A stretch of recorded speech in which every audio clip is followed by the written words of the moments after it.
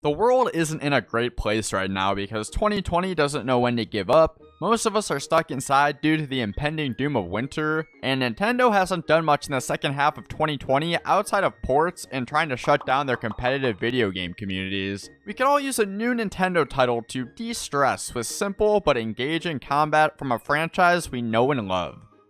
Hyrule Warriors, Age of Clams! Even with Mario 3D All-Stars releasing back in September, I'd still say that Age of Calamity is Nintendo's biggest surprise of 2020. Not only is it a prequel to Breath of the Wild, but instead of being another game in the mainline series of the franchise, it's a sequel to the spin-off series Hyrule Warriors. So, it's a prequel that's also a sequel to a spin-off series. A prequel spin-off sequel. A sprequel? Anyways, apparently Nintendo is trying to tide us over until Breath of the Wild 2, as we've gotten zero info since the game was announced at E3 2019, and we all know how that goes with Nintendo games. Any day now. Dynasty Warriors games and their spin-offs like Hyrule Warriors and Fire Emblem Awakening Fates and almost nothing else Warriors are not exactly known for thoughtful combat. But Age of Calamity strikes the balance between early game button mashing and late game depth. On top of the blocking, dodging, and weak spot openings that are present in the other Dynasty Warrior titles, Age of Calamity added elements directly from Breath of the Wild. These elements make the game more strategic as they encourage you to manage resources and wait for your openings. Flurry Rush can be used to hit opponent weak spots when you understand the timing on their attacks. You can perfect shield the Guardian lasers, but I was too lazy to do it. Wands obtained from the Wizrobes allow you to stun enemies with the 3 elements, and every character can use the Sheikah Slate. But don't worry, you can still mash your ass off to your heart's content in the process. Finishers are as satisfying to land as always, and give you a little break in the gameplay. Another way that Age of Calamity effectively finds gameplay balance is in character design. Every character plays similar enough in terms of what buttons input each attack that you can pick up and play anyone in the game, but their character-specific combos and abilities make playing as each one a unique experience. Although every character can use the Sheikah Slate, each character has a different Bomb, Magnesis, Stasis, and Cryonis attack. My personal favorites are Impa riding an ice block just like the Pioneers did, and Zelda's giant remote control bomb that spews smaller remote control bombs. Each character also has a special ability that is activated by pressing ZR, which answers my favorite question: can this Nintendo Switch game be played with a GameCube controller? No. This has been, can this Nintendo Switch game be played with a GameCube controller? Some of these abilities are more intuitive and useful than others, like Urbosa's, which deals massive damage with lightning once her meter is full. Having a smaller group of characters to play as, there's only 18 including secret characters, allowed the game devs to make a more uniform battle system while still giving each character their own flair. Besides the typical hack and slash gameplay found in every Warriors game, you also get to experience piloting the Divine Beasts in shooter levels. They were probably added to break up the combat sections, and I had fun with it. The first time. The novelty wears off quick as every level feels pretty much the same and goes on for way too long. Not to mention controlling the Divine Beast feels like a mediocre Mario Party minigame most of the time. A lot of the Divine Beasts are so slow, and turning is a nightmare. By the end of the game, I would click on a story mission and say, "Please no surprise Divine Beast section."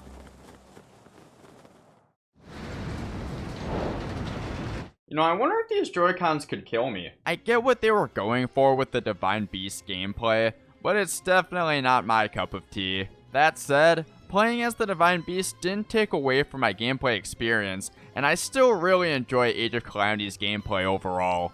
Another element from Breath of the Wild that's brought back in Age of Calamity is the Overworld map, which is an upgrade from the mishmash of stages that was in the original Hyrule Warriors. On the map you can open item shops, blacksmiths to fuse weapons, military bases to level up your characters, and complete various side quests for rewards. These rewards can be as big as bonus hearts and extra combos for your characters, so make sure you're checking the ones that are glowing, which indicates you have the ingredients you need to complete a quest. However, as the game goes on, the map becomes pretty overwhelming because whenever you complete one mission, another 10 pop up. Alright, got a little laundry done. Oh.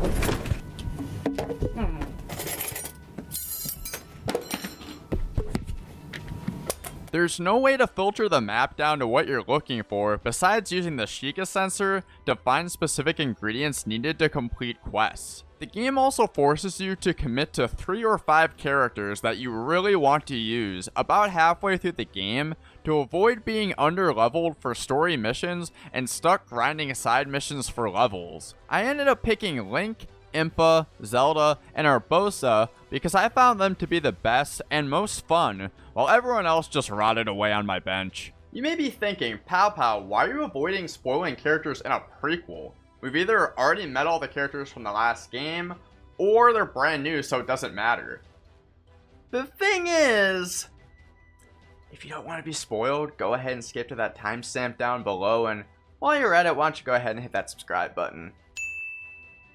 Age of Calamity isn't actually a prequel. The game begins as a retelling of what takes place prior to the Calamity in Breath of the Wild. Unlike in Breath of the Wild, Zelda and Link have a positive relationship in Age of Calamity from the get-go, as they work together with Impa and the tiny guardian Terrako to prepare for Ganon's return. There are some similarities between the stories, like King Rhoam still being an asshole to Zelda before the Calamity hits, and taking Zelda to Mount Lanayru, but overall, they're very different. Age of Calamity adds more character development and depth to the story of what takes place 100 years before Breath of the Wild that was definitely needed. Link and Zelda were the focal point of the story in Breath of the Wild, with the champions making smaller appearances, but Age of Calamity does a great job of incorporating them more into the story. I get that Breath of the Wild's appeal is more about the exploration and freedom, not about having a strong story, since many of the plot points you have to go out of your way to find, but I became more attached to Breath of the Wild's world through Age of Calamity's storytelling. It does a nice job of providing more world building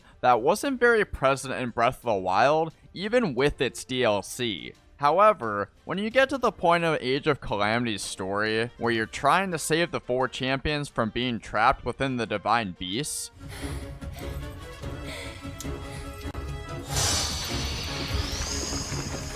Oh, this is how it ends.